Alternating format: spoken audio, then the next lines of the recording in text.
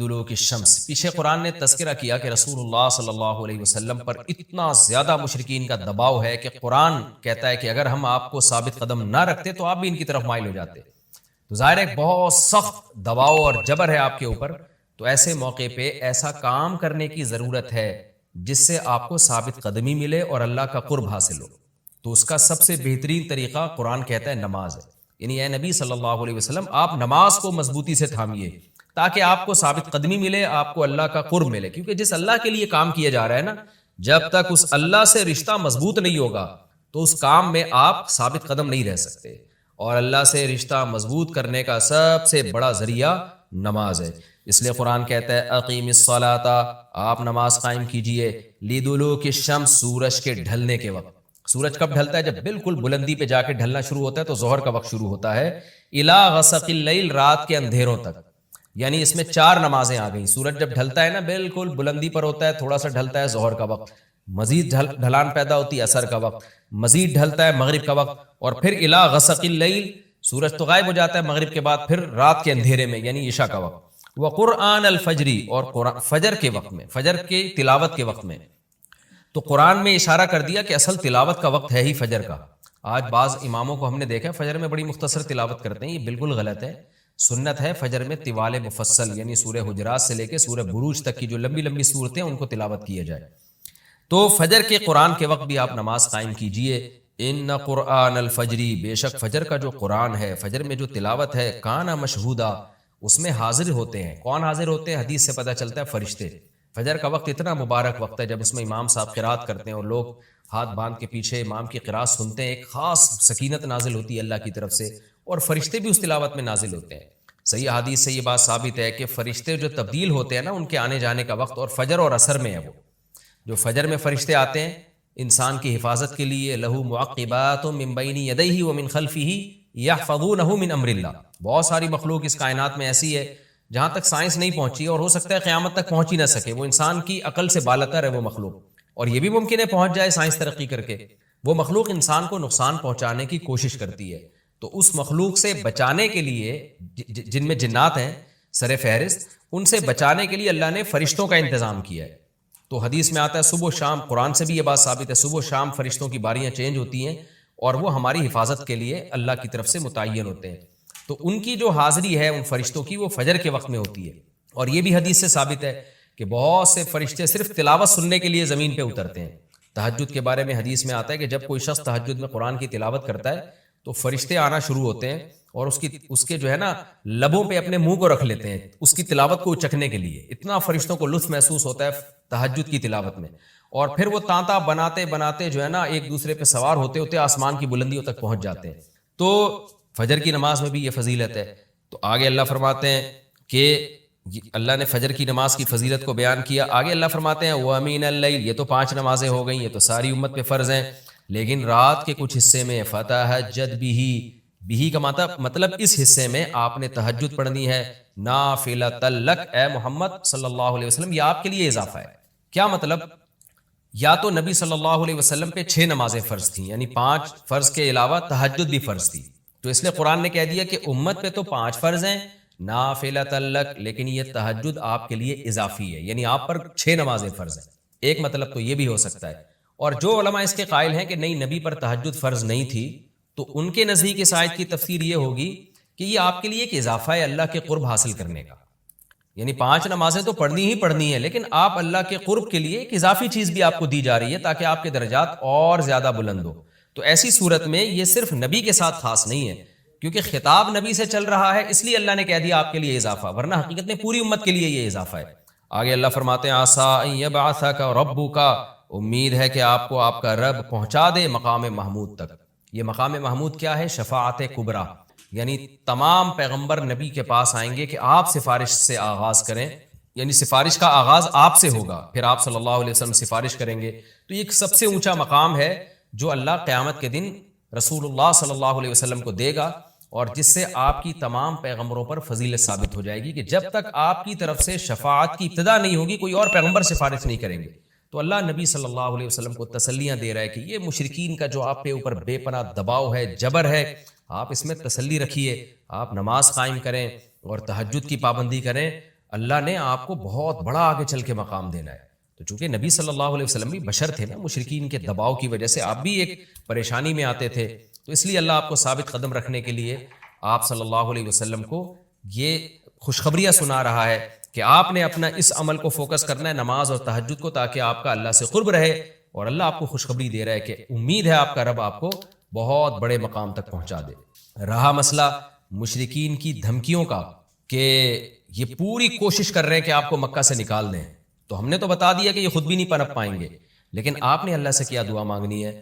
وَقُلْ رَبِّ، کہہ دیجئے اے میرے رب، ادخلنی مدخل صدق، مجھے مکہ میں داخل کیجئے مرغوب داخلہ، اچھا داخلہ، اور مجھے مکہ سے نکالیے بھی اچھے طریقے سے، یعنی اچھا نکلنا ہو میرا، ایسا نکلنا جس کے نتائج اچھے ہوں. اس میں اشارہ ہے کہ آپ صلی اللہ علیہ وسلم کو مکہ سے نکالنے پر مجبور کیا جائے گا، اور ایک وقت آئے گا کہ آپ مکہ سے نکلیں گے. تو اللہ اپنے حبیب صلی اللہ علیہ وسلم کو پہلے سے دعا سکھا رہے ہیں کہ آپ اللہ سے دعا مانگیں، اللہ جب میں نکلوں تو میرا داخلہ بھی اچھے طریقے سے ہو اور میرا نکلنا بھی اچھے طریقے سے ہو، یعنی پسندیدہ نکلنا ہو. سوال پیدا ہوتا ہے نکلنے کا عمل تو پہلے ہے اور مکہ میں داخلے کا عمل بعد میں، تو نکلنے کا تذکرہ پہلے ہونا چاہیے کہ اللہ مکہ سے مجھے اچھی طریقے سے نکال، اور مکہ میں مجھے داخل بھی اچھے طریقے سے کرنا، تو داخلے کا تذکرہ پہلے کیوں؟ تو اس میں بلاغت کا ایک نقطہ ہے کہ پیغمبر کا بنیادی مقصد وہ ہدف ہے جو پیغمبر دنیا میں لے کے آئے ہیں، تو اس کی آغاز تو مکہ سے کرنا ہے جس میں آپ کو بھیجا گیا، جو ابراہیم علیہ السلام کا شہر ہے، جہاں بیت اللہ ہے، اسلام کا مرکز تو اس جگہ سے بننا ہے. تو اس جگہ سے اگر نکالنا ہی مقصد ہے تو یہ جگہ تو رہ گئی نا پھر جو ابراہیم علیہ السلام کا مرکز اور ابراہیم علیہ السلام کی دعائیں تھیں. تو اس لیے اصل مقصد تو یہ کہ مکہ میں داخل میں اچھے طریقے سے ہوں، جو پیغمبر کا مقصد تھا دنیا میں آنے کا، مکہ فتح کر کے داخل ہوں، یہاں مجھے غلبہ ملے، اور یہاں میرا جب داخلہ ہو تو ایسا داخلہ جس کو میں پسند کروں. یہ جو ابھی میں مکہ میں کہیں سفر سے جا کے واپس آتا ہوں، یہ داخلہ وہ داخلہ نہیں ہے جو میں چاہتا ہوں. تو چونکہ مکہ سے نکلنا مقصد نہیں ہے، نکالا اس لیے جا رہا ہے تاکہ داخلہ ایک طاقت کے ساتھ ہو اور اچھے طریقے سے داخلہ ہو، اس لیے اس داخلے کا تذکرہ پہلے کیا جا رہا ہے. ہاں وہ داخلہ اس وقت تک ممکن نہیں ہے جب تک مکہ سے ایک دفعہ آپ کا خروج نہ ہو، تاکہ مدینہ میں ریاست بنے اور آپ 10,000 کا لشکر لے کر فاتحانہ انداز سے مکہ میں داخل ہوں، اور جس مقصد کے لیے اللہ نے آپ کو بھیجا تھا وہ مقصد پورا ہو. تو وہ مقصد نکلے بغیر پورا ہو نہیں سکتا، اس لیے نکلنے کا تذکرہ کر دیا. ورنہ اصل مقصد تو یہ ہے کہ اللہ میں مکہ سے نکلنا نہیں چاہتا، میں مکہ میں داخلہ چاہتا ہوں. داخلہ ایسا ہونا چاہیے مدخل صدق، سچا مرغوب داخلہ ہونا چاہیے. چنانچہ اللہ نے آپ کی دعا قبول کی، اور جب نبی مکہ میں داخل ہوئے نکلنے کے بعد تو کیسا بہترین آپ نے کا داخلہ ہوا کہ 10,000 کا لشکر لے کر آپ گئے، اور مشرکین مکہ آپ سے معافی کی بھیک مانگ رہے تھے. تو یہ مکی آیتیں اس وقت تو ظلم کے پہاڑ توڑے جا رہے تھے، لیکن پیغمبر سے اس طرح کی دعائیں کروائی جا رہی تھیں، وَأَخْرِجْنِي مُخْرَجَ صِدْقٍ، اور اللہ مرغوب نکلنا ہو، یعنی جب میں نکلوں تو بھی میرا اچھا ٹھکانہ ہو. چنانچہ آپ کا نکلنا بھی بڑا اچھا ہوا کہ پورا مدینہ آپ کے استقبال میں کھڑا ہوا تھا، اور طلع البدر علینا من ثنیۃ الوداع، یہ جو ترانے ہیں یہ مدینہ کی بچیاں آپ کے استقبال میں پڑھ رہی تھی. تو آپ کا نکلنا بھی اچھا ہوا، یعنی مدینہ میں داخلہ جو مکہ سے نکل کے، اور پھر جو مکہ میں آنا وہ تو اس سے بھی زیادہ عزت اور شان کے ساتھ ہوا. وَاجْعَلْ لِي مِن لَّدُنْكَ سُلْطَانًا نَصِيرًا، اور اللہ تو بنا دے میرے لیے اپنے پاس سے زبردست طاقت جس میں میری مدد ہو، غلبہ دے دے مجھے مشرکین پر. یہ بھی مستقبل کی دعا ہے جو ان حالات میں نبی سے منگوائی جا رہی ہے، اور اللہ نے آپ کی ساری دعاؤں کو قبول کیا. سلطان نصیر بھی دے دیا آپ کو، غلبہ بھی دے دیا مکہ پہ، ایسا غلبہ جس میں اللہ کی مدد تھی، اور وہ کمزور غلبہ نہیں تھا. طاقتور غلبے کو سلطان کہا جاتا ہے.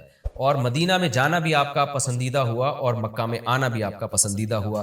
اور اے نبی آپ یہ بھی کہہ دیجئے جاء الحق، حق آ چکا ہے، وزہق الباطل، اور باطل فنا ہو چکا ہے. حالانکہ جس وقت یہ دعا منگوائی جا رہی تھی باطل فنا نہیں ہوا تھا، لیکن ماضی سے جب کسی چیز کو تعبیر کیا جاتا ہے تو یہ بتانے کے لیے گویا یہ کام ہو چکا ہے، حالانکہ ہوا نہیں، ہوگا. لیکن نبی کی زبان سے نکلوایا جا رہا ہے کہ آپ مشرکین میں اعلان کر دیں کہ بس یہ کام ہو چکا ہے، حق آ گیا، باطل ختم. اور یعنی ہوگا تو فیوچر میں، لیکن گویا ابھی ہو چکا ہے. اتنا یقینی ہے کہ میں تمہیں اس کی پہلے سے خبر دے چکا ہوں کہ باطل اب پنپنے نہیں پائے گا، کیونکہ حق اب آ چکا ہے.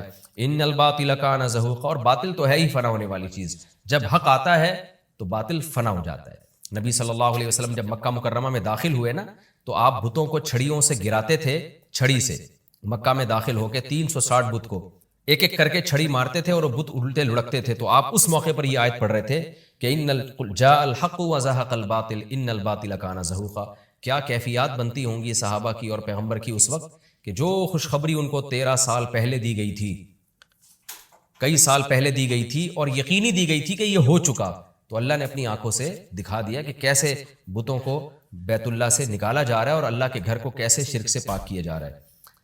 وَنُنَزِّلُ مِنَ الْقُرْآنِ مَا هُوَ شِفَاءٌ وَرَحْمَةٌ لِّلْمُؤْمِنِينَ، اور قرآن کہہ رہے ہیں ہم قرآن نازل کرتے ہیں جس میں مومنین کے لیے شفا ہے، یعنی اے نبی آپ کی تسلی کے لیے اور بھی ہم بتائیں آپ کو کہ ہم یہ جو آیتیں نازل کر رہے ہیں نا، اس میں مومنین کو بھی شفا مل رہی ہے، ان کی اصلاح ہو رہی ہے شرک سے اور برے عقیدوں سے، اور مسلمانوں کے لیے یہ رحمت ہے، ان کو تسلیاں بھی مل رہی ہیں۔ وَلَا يَزِيدُ الظَّالِمِينَ إِلَّا خَسَارًا، اور ظالمین کے خسارے میں اضافہ ہو رہا ہے کیونکہ ظالمین اس پر عمل نہیں کر رہے، حجت تمام ہو رہی ہے۔ وَإِذَا نَمْنَا عَلَى الْإِنسَانِ أَعْرَضَ وَنَأَىٰ بِجَانِبِهِ، قرآن کہتے ہیں ہم جب انسان پر احسان کرتے ہیں تو وہ اعراض کرتا ہے اور اپنے پہلو کو ہٹا دیتا ہے، نعمت ملنے کے بعد بجائے اللہ کے قریب ہونے کے اللہ سے دور ہوتا ہے۔ وَإِذَا مَسَّهُ الشَّرُّ، اور جب انسان کو کوئی مصیبت پہنچتی ہے كَانَ يَئُوسًا، تو مایوس ہونے لگتا ہے، یعنی انسان کے بارے میں شکایت کی جا رہی ہے کہ اس کا اللہ پر ایمان نہیں ہے۔ پیغمبر کا مقصد ہے اللہ سے جوڑنا، تو یہ جو مشرکین ہیں جو اللہ کو نہیں مانتے، یہ خوشیوں میں بھی اللہ کو بھولتے ہیں اور غم میں بھی اللہ کو بھولتے ہیں، اسباب کو دیکھتے ہیں۔ لہٰذا جب اسباب کو آپ دیکھتے ہو اور پریشانی آتی ہے تو اسباب بتا رہے ہوتے ہیں پریشانی دور نہیں ہو سکتی، تو مایوس ہونے لگتے ہیں، ڈپریشن میں جاتے ہیں، اور جب خوشی آتی ہے تو اپنا کمال سمجھتے ہیں لہٰذا اترانے لگتے ہیں اور خدا سے دور ہو جاتے ہیں۔ تو اے نبی ان سے کہہ دیجئے کُلٌّ یعملُ علی شاکلتہ، ہر شخص اپنی نیچر کے مطابق عمل کر رہا ہے۔ اچھے لوگ کیا کرتے ہیں کہ جب انہیں خوشی ملتی ہے تو شکر ادا کرتے ہیں، اور غم آتا ہے تو مایوس نہیں ہوتے، ان کو پتہ ہے غم اللہ دور کر سکتا ہے۔